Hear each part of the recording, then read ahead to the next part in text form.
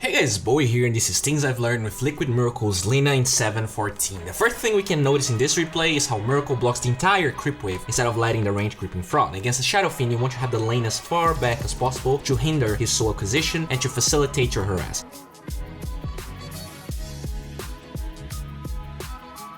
Another very important decision is how Miracle secures the range creep with Dragon's Blade without damaging the creep wave, while also harassing Shadow Fiend at the same time. He harassed the enemy mid and quickly de-aggros. He boops once again with the same tactic. And since Shadow Fiend doesn't align for a Dragon's Slave and gets away from his attack range, he just right-clicks the melee creep. Nicely done. He needs to get back to the ramp though, so Miracle Dragon Slaves him while securing another CS, and that's pretty much the lane being won. Someone watching the replay without paying attention might think that Miracle just have great supports that gank his lane at all times, but what creates the opportunity of the gank being successful in the first place is the blocking followed by all the crispy decisions that I've talked about.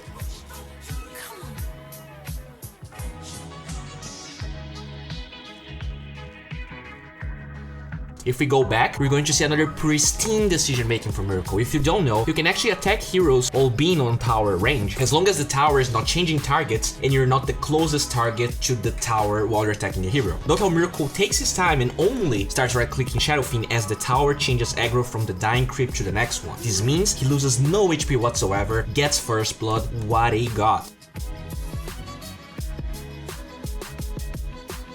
As the lane pushes back, you can keep on seeing top tier decision making as a Shadow Fiend that just died, he wants to pressure Lina and get as many souls as possible, but look what Miracle does. As Shadow Fiend enters on tower aggro range, Miracle just gives up on that CS to harass that cheaty nasty boy. He doesn't want him getting any CS, in fact he allows himself to harass the Shadow Fiend and get the range creep at the same time. He keeps on pressuring the poor SF, zoning him out of any deny possibilities and forcing him to get CS under tower, which will most likely pressure him to commit races and spend mana.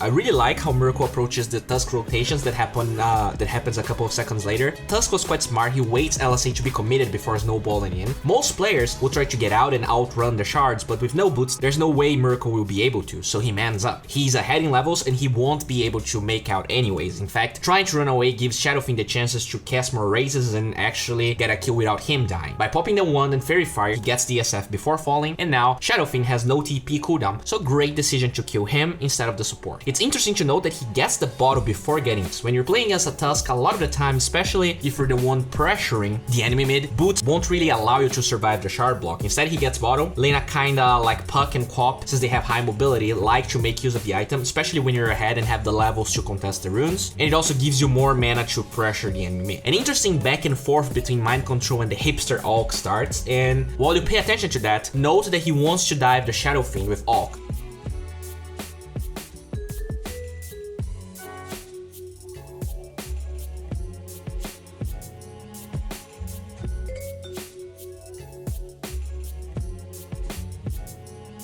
So look how he plays. Shadow Fiend wants to get a catapult deny, but Miracle uses that as a bait to get right clicks in. He does miss the LSA, but look how patient he is with his actives. He uses the bottle first. Lion shows up, he buys his items with the quick buy. Then he gets a double LSA.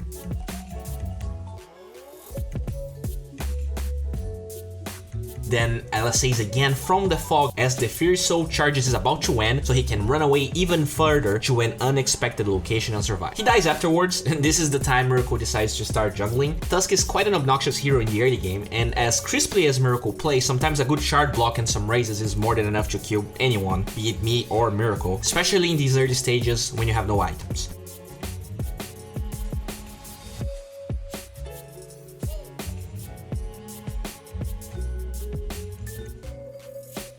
Note that Miracle learned his 8th skill point on the passive and not LSA. As a level 8 Lina with no mana regen, you get way more DPS on jungle creeps, especially since there are golems and magic resistance creeps, with your right clicks, and he uses that build to get back into the game and farm a lot in the jungle.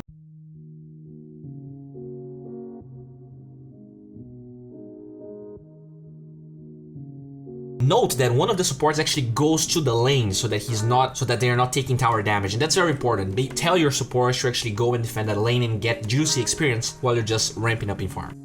You can see that Miracle uses spells only to keep the passive at max charges at all times, not necessarily to deal a lot of damage, just because he's actually maxing the passive and that's where his damage is coming from. Here he pretty much just draws aggro, and another incredible benefit of maxing the passive if you're jungling is that you're way better at farming Ancients, especially if you get phase boots as your first item. Since he farms that fast, he can stock the large camp, and there you go. Time to go back to base, since there are no shrines available, and at least Lina is a pretty fast hero. He does get the second point in LSA, but maxes the passive first afterwards. Miracle pretty much just farms his U Scepter, and when he finishes it, you can see that using the item is not just cut and dry, you know, just finish the item, let's use this power spike. He sees some enemy heroes, but he doesn't immediately go there with little vision to use it. They have a lot of gap closes on Radiant, so ideally Lina wants to get to the fight after it started, or just get a pick off, and that's why he pushes the lane instead of farming jungle. He has skill potential, and you can see that he considered the lich here, but with daytime coming, it's pretty hard. He knew that most Radiant heroes were mid, and then they got out of vision while he pushed, so he beautifully uses his 3 vision to kill Lion. Nicely done.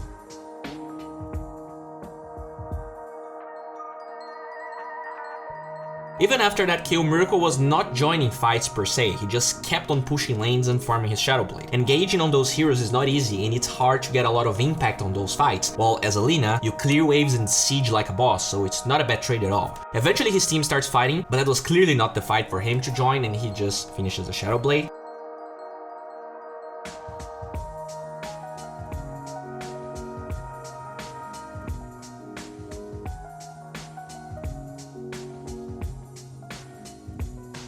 And this is a huge power spike. Double damage and the item completed. He commits the double damage so that he doesn't need to use Laguna Blade.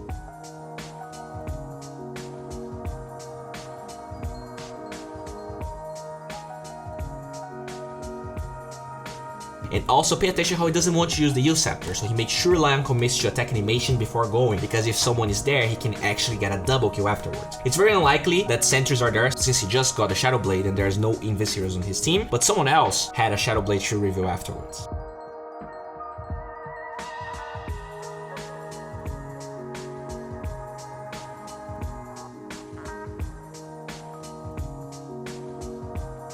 It's interesting to note that Miracle went for the HP talent and not the LSA. Not only there are great gap closers there that can burst the Lina, LSA versus Weaver and Snowball, it's just not that easy to hit, even with the U Scepter, and that allows him to bulk up pretty nicely. An awkward fight starts with Miracle getting just a glimpse of Shadowfiend, and note how he plays it.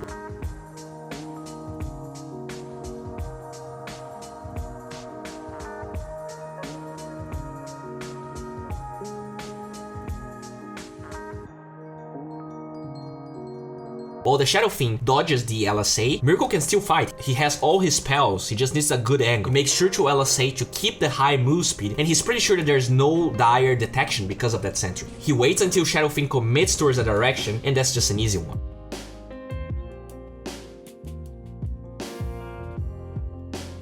As he gets out, he already backpacks the Clarity, makes sure to, during this entire fight, keep the Fury Souls up, and he survives.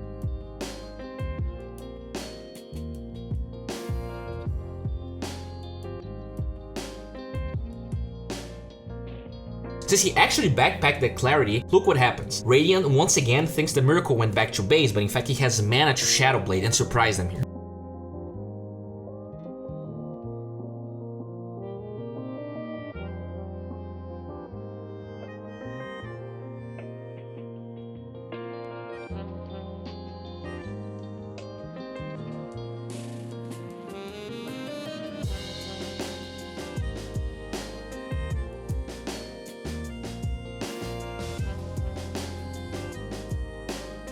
This is the type of fight you want to be taking as a Lina in a game like this. The fight starts, you're close, and you come later to provide DPS. Pay attention how Lina engages. Laguna Blade takes a kill.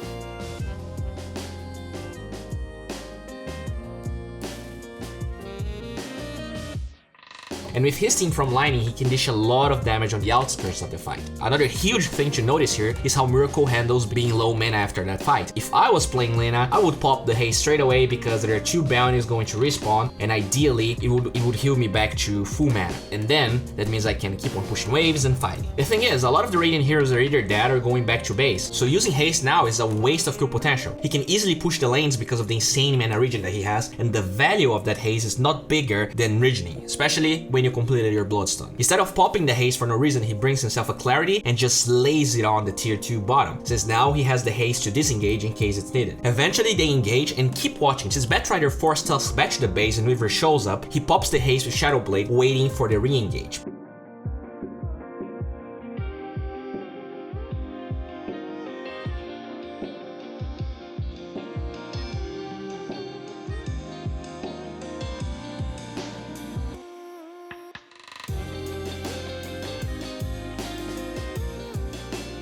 But Tusk gets a beautiful snowball and he falls. And this is exactly why it's so hard to fight as a Lina in this game. The hero is very low armor and there's too much physical damage and gap close on the Radiant team. Radiant ends up getting Aegis, and pay attention to what happens. Ideally, Miracle would like to Laguna Blade Weaver, but not only he could get stuck in Chrono, with it ending, there's a chance that the bug just ults, mitigating all the damage. So he ends up forced to commit that to Shadow Fiend. During the entire fight, you can see how much Miracle makes sure to be under 3 stacks of the passive every single time. And thanks to that extra mobility, he's able to re-engage afterwards.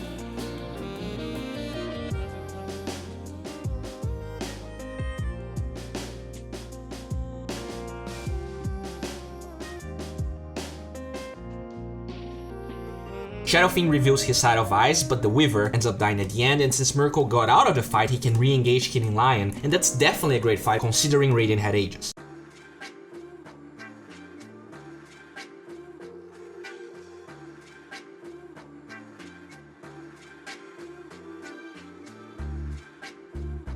I'm a big fan of the Hurricane Pike this game. Not only it's a great way to deal with the Shard block, it also means he outranges the Shadow Fiend and that Miracle can siege with safety. Some heroes like Drow and Luna got nerfed the mana cost, but it definitely doesn't affect the likes of Lina. Right after that, you can see another clear showing of why Lina is a glass cannon. As Miracle pushes the lane, he sees his team fighting and decided to engage. He wanted as best as possible to stun Shadow Fiend before he pulls BKB, and that ends up putting him out of position. In a way, Shadow Fiend's Hurricane Pike kinda saved him, but the gap close on Radiant is too strong.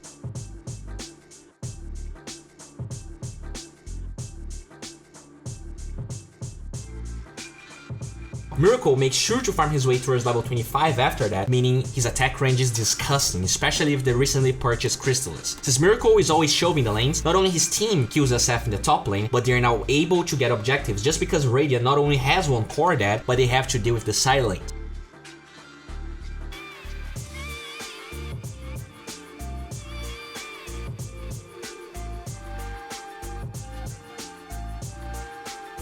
Unfortunately though, while the tier 2 falls, Void misplays. But that's not all though, Shadow Fiend is still dead, so look how Miracle disengages slightly, but uses the Batrider vision to start the fight, taking Tusk down.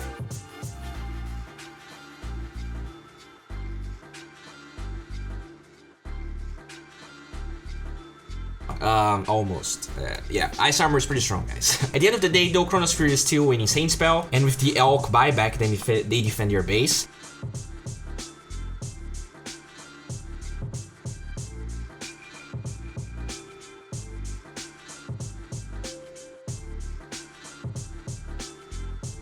Miracle finishes his Daedalus and he goes for a hunting mission. He has knowledge of Shadow Fiend being top, and there are 2 dead heroes at the moment, which means that people waiting for him to show up is an unlikely scenario, and even if they are, without Tusk alive, he's probably good to go. He knows about Weaver's Linkens, so he uses the Hurricane Pike to break it because saving the U-Scepter gives him another kill in case someone else shows up. That kill in particular propels them towards an array of different other kills that eventually wins them the game. Well guys, this wraps up for today. If you enjoyed this video, please make sure to comment, to give feedback, to like, so that I know if this video is meaningful for you guys or not. If you want to know what's going on in my life, if you want some tips about Dota, I'm always using Twitter to do that. If you want to watch me cast or to play some crispy games, follow me on Twitch. I was actually going to cast today, but for some reason I just couldn't find the games on Dota TV, so that's unfortunate, but please make sure to follow me there. If you want some spoilers of what's going on in my life, what's the next video, follow me on Instagram. And if you want to talk with people that care about your crispy boy and some dotes, join our Discord channel. There's a lot of great people out there. This video is sponsored by Pvgna. Those guys are great. They have an array of different videos, and I'm sure you're gonna grind MMR really well if you actually take your time and watch some of those. This is it for today, guys. Just keep watching the game if you want to. Here's some crispy music for you.